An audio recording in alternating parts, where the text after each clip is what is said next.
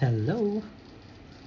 So this is the fifth question from the 2025 MIT Integration B regular season. So for this one, we're looking for the integral of cosine of 20x times cosine of 25x dx from negative pi over 2 to pi over 2. I suggest that you pause this video first and try to solve this on your own. And note that the problem was initially meant to be answerable in 2 minutes. If you're ready, let's discuss the solution. Note that the limits of integrations are in the form negative k to k. So the first step here I suggest is that you check first whether the integrand is odd or even. If it's odd, then it's automatically 0. Unfortunately, in this case, cosine is an even function. So when you multiply them out, you get another even function. So this integrand here is an even function. So what we can do here is we write it as 2 times 0 to pi over 2 of cosine 20x times cosine of 25x. This isn't really necessary to do, but I don't know, maybe it simplifies the evaluation later on. So might as well use this property. Some call this I think the Queen's property. I see some people use it online, but I'm not sure if it's a proper term that is really published somewhere. So I just call this the add even property of integrals. In either case, again, this is not really important to do, but it might help in reducing the evaluations later on. The more important part here is knowing how to evaluate the integral of the indefinite version of this integral. If you've done your calculus 1 or calculus 2, I think this has been discussed in textbooks and classroom discussions. The solution for this one makes use of the product to sum identity. So the goal is to write this product in terms of a sum of two trigonometric functions.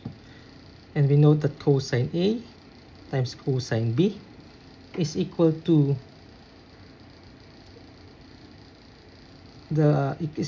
cosine of A plus B cosine of A minus B. Then you add them, and then you divide by 2. Okay, so if you remember this identity, then very, very good for you. If not, I think it's gonna be hard to answer this problem. So let's make use of this identity, and we know here that A equals 20 and B equals 25. So this integral becomes the integral from 0 to pi over 2 of 1/2 times cosine of 20 minus 25, so that's negative 5x, plus cosine of their sum, 20 plus 25, so that's 45x dx. We have a 2 here, 1/2 here, so they will just eventually cancel out. And then, as I've mentioned earlier, cosine is an even function, so this thing right here is just equivalent to cosine of 5x. So basically, we're evaluating the integral from 0 to pi over 2 of cosine 5x plus cosine 45x dx.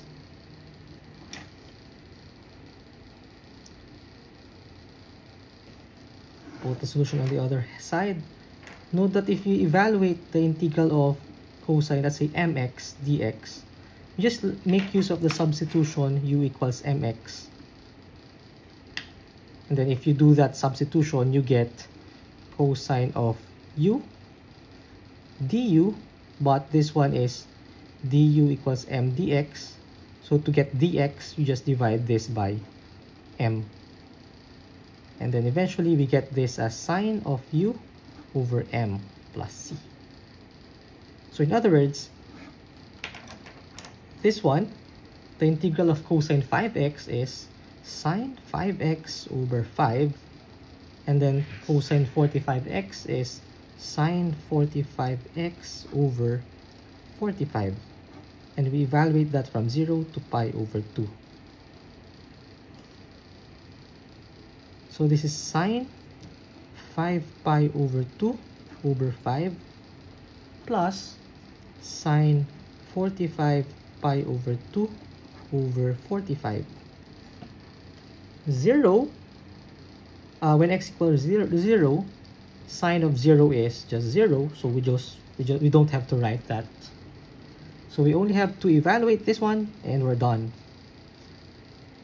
If you're still good with your trigonometry evaluations, then this is easy peasy. But if you forget, then I'll give you a refresher. To evaluate this one, you write this as sine of 2 pi plus pi over 2. 5 halves is equal to 2 plus 1 half, so that's why it becomes like this one. Sine has a period of 2 pi, so this one right here is just equal to sine of pi over 2, which we know to be 1.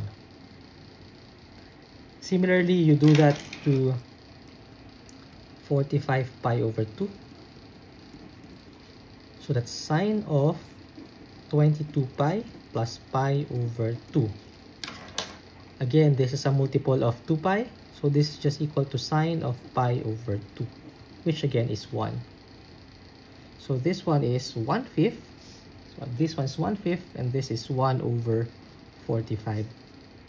Therefore, the value that we want is 1 over 5 plus 1 over 45, which is equal to, if you write, that's 45, 9 plus 1, 10 over 45, or 2 out of 9.